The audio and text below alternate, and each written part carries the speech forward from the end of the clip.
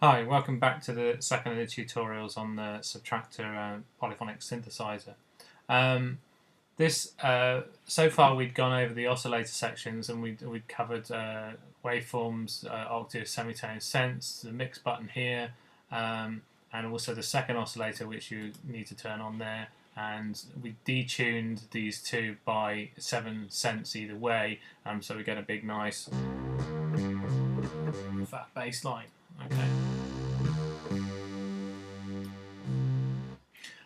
The other thing in the oscillator section, which I didn't mention before, just to give it a quick mention, is the noise generator. Now, if I switch this on, you can hear that it's now generating noise. Now, I can turn the second oscillator off and just have noise, and obviously if I go over here, I just get the noise, and if I go back to here, I get oscillator 1.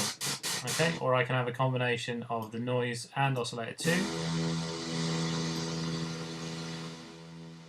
Okay.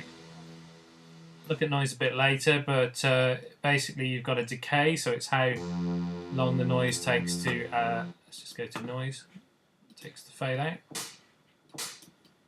Okay, so it sounds like kind of small taps, rim shots, kind of gunshotty kind of things. You can change the colour of it, so you can go from white noise to pink noise, which has low frequency content. So you can hear high frequency up there, more low frequency down there. And you can also change the level of the noise, okay, how much noise you want to hear. The basic controls on there. Okay, so we go back to the oscillators for now.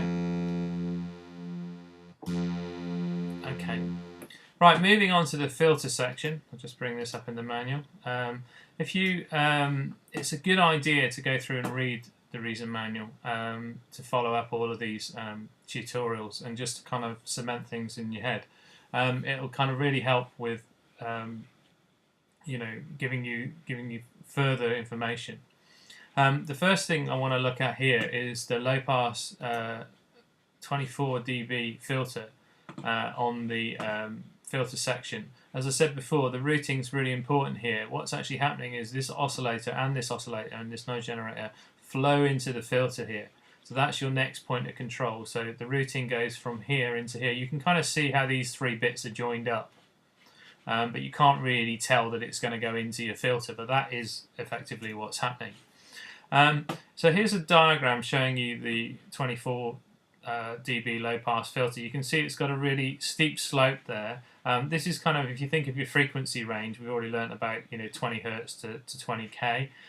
This is what a low pass filter does. It gets rid of, it lets the low frequencies through and filters out the high frequencies. You can see that if I go to the 12, that you can see the two pictures there. The 12 dB just means that the slope's not as great. So that means that it doesn't filter out as much of the high end as the low pass 24 does. You can also see this little peak here. Now this is a difficult bit to understand on synthesis that people find quite confusing, and this is this little slider here, and it's called resonance, okay, RES for short. The resonance is wherever the filter cuts off. So the filter could move to here and the cutoff could be there. It could move to there and the cutoff could be there. Wherever this filter cutoff is, what the resonance does is it boosts that cutoff point.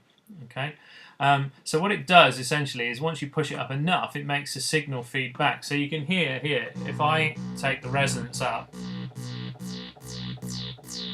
okay, what's happening is it's boosting the filter at that point. Okay, and it's starting to distort because it's making it feedback.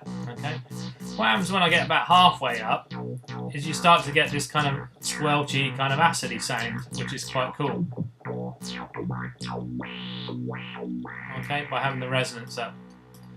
So you'll see that's the resonance curve, and then the same on there, you can see the resonance going up there.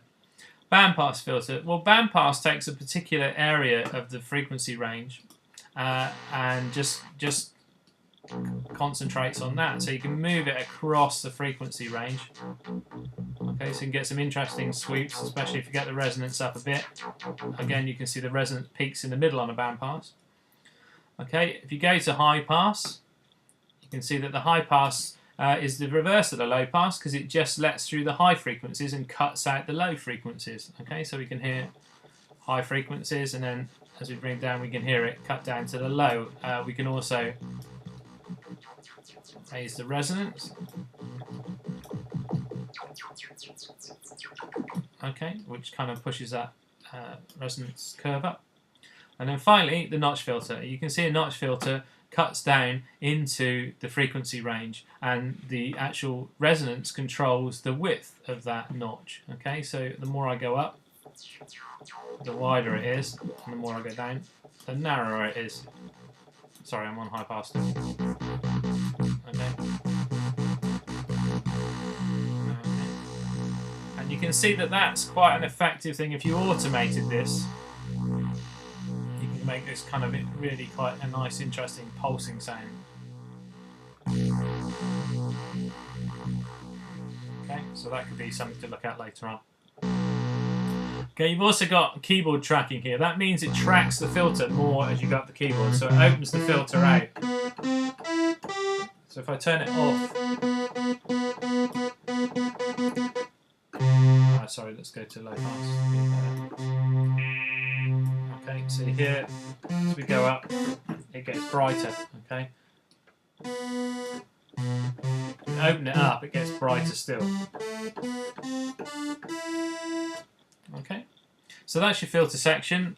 You've also got a second linked filter, which you can either link with this or have this filter going through the second filter. It works in the same way. You've got frequency and resonance, although you're obviously manipulating or modulating a filter, a sound that's already gone through this filter. So it's going through this filter and then into this filter. If you want, you can link them together, which means they work in conjunction with each other. Again, you can read more about this in the manual. It's kind of beyond what you need to do at this stage in terms of sound design. Okay, just one quick thing here with this before we finish. You've got this volume control here. Okay, now the volume control just literally controls the volume level that's coming out. Okay, so that's kind of all you really need to know about that bit. Okay, that's the end of this section.